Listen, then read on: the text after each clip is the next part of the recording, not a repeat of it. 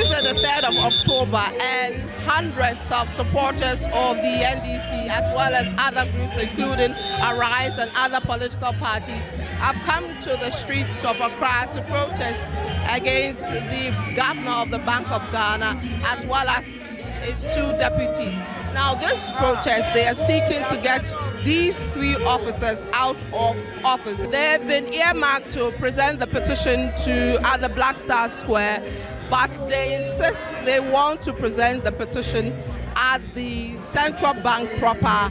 As we bring you today's edition of the Citi Newsroom, we'll look at all the angles around this demonstration, what they are hoping to achieve, and the way forward in this march that occupy the Bank of Ghana. Well, what are some of the things that you feel they have done that should warrant them to leave office? Severally. One, with the closure of the financial institutions 2-3 years ago has affected many Ghanaians, job losses, and then the people have lost their finances. Two, by lending the government so much money has affected the strength of the city, and that is why the economy is so bad. That is why we want the governor to go. What do you want the government to do to fix the economy? First of all, government must show that they recognize the fact that we are in trouble. I am sure there are so many people in NPP and in this country who will be competent enough to manage this country. The governor and Dr. Baumia have shown crass incompetence in managing this. When the Bank of Ghana actually shut down banks for losing 100 million cedis and other things, but you have lost 60 billion. The least that President Akufo-Addo can do is to sack the governor of Bank of Ghana and their deputies. When you are in crisis of this nature, what would be your justification to building a new headquarters? Do you know how old the headquarters of Bank of England is? So to the police service, where the governor, the printer, and the printers to our petition. But when we get there, we will read the petition to their hearing and demand their immediate resignation. We have also today, through Honorable Ayanga, petitioned the special prosecutor. Now, if you look around me, quite a number of people have turned up.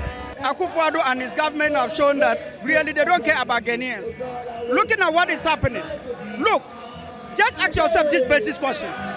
If it had been his own business, would 60 billion Ghana cedis be missing? No accountability to anybody. In your own small business, would he do that? If he has practiced that, his law firm wouldn't be existing up to now. It is wrong. We can't do this. We can't continue to run country like this.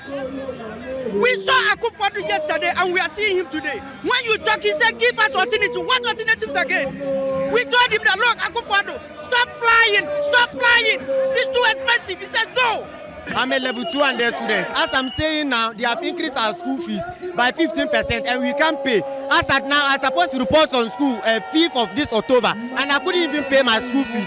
We are suffering. All my students of University of Ghana, we are suffering. We can't even afford to eat. Our hostel fees, we can't even pay for our hostel fees. Neither to talk about school fees. We can't even do anything.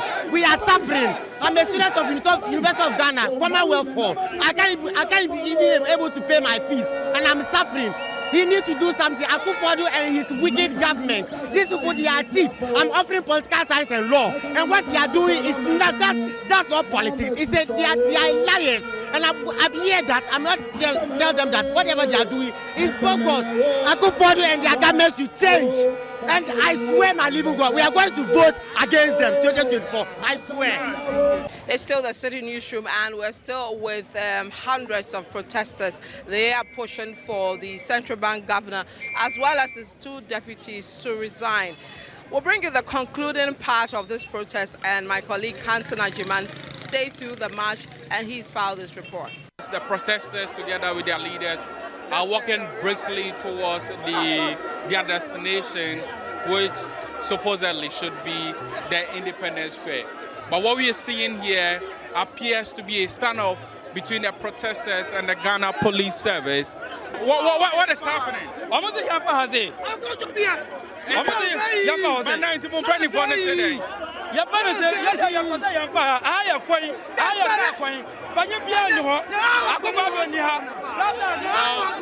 We don't break rules. We are not breaking no rule. We are not breaking no rule. We are going this way. That's the rule. We are going this way. All right. Thank you very much. We are not like them. We are not like them. What looks like the protocol team for this protest have been able to convince their members to use this particular road rather than going straight. And so they should come and explain to us. They should explain to us why we cannot pass this lane. But what's the difficulty in using this lane? We want to pass here. We want to pass. This is what we want to pass. We've seen that you've been able to resolve this, but what was the issue? Don't worry. The people say that they want to pass in front of the NDC office. And the police said that by our agreement, this is where we should pass. So we are trying to convince them that there is no difference between this traffic light and the next traffic light. So they've agreed, some are moving, so we'll resolve it. What exactly is the police talking about? As we speak, this is not the route. This is the route through the party office, all the way to Liberation Circle. You understand? Now you have come to, even our party office, we have come to block it. When we react now, it will turn to some conflagration. And I think that the Ghana Police Service intentionally want to provoke us. Look at the crowd. Obviously, the Ghana Police Service is committed to making sure that the protesters go according to the routes that have been agreed with their leaders. And so, as you can see in the background, these are police officers who have been stationed here close to the Accra Psychiatric Hospital to make sure that the protesters do not make their way through this space, but rather go straight and hit the Ridge roundabout and then take a turn to the National Theatre traffic light and move to the High Court traffic light, then join the Atamils High Street and possibly make a U-turn at the National Lottery Authority traffic light. Well, some of these protests are not taking it lightly. They believe that they should be given the opportunity to use any route that they want to use. What they are doing is too much. When you are doing a demonstration, you need to pass inside town for people to see you. But the route that they've agreed with your leaders, I don't think so, because when we are passing, there's nobody to see us. You understand? And police are doing something for us also to react, then it will become a problem. But you see, tomorrow is today. Tomorrow is today.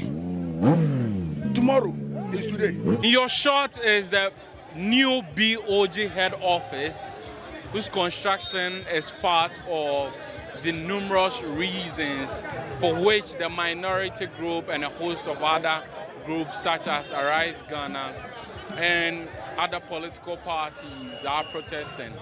The protesters have currently gotten to the construction site of new Bank of Ghana head office, for which the protesters are saying is a reckless expenditure on the part of the governor of the Bank of Ghana at a moment when Ghana is facing economic challenges. The cost of this can build over 3,000 cheap compounds across the country. Over 3,000 cheap compounds. Over 3,000 6-unit classroom blocks. But this is what they are building. Led by the minority leader and his leadership. The national chairman of the NDC is here. The PNC is represented by their former national chairman and the women organizer, Kope Ghana, Dankanamwa is here. Arise Ghana is here.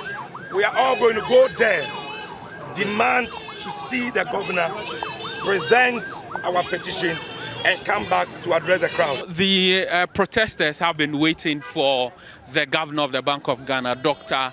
Ernest Addison, to come in and receive their petition. They waited for some few minutes, but that didn't happen.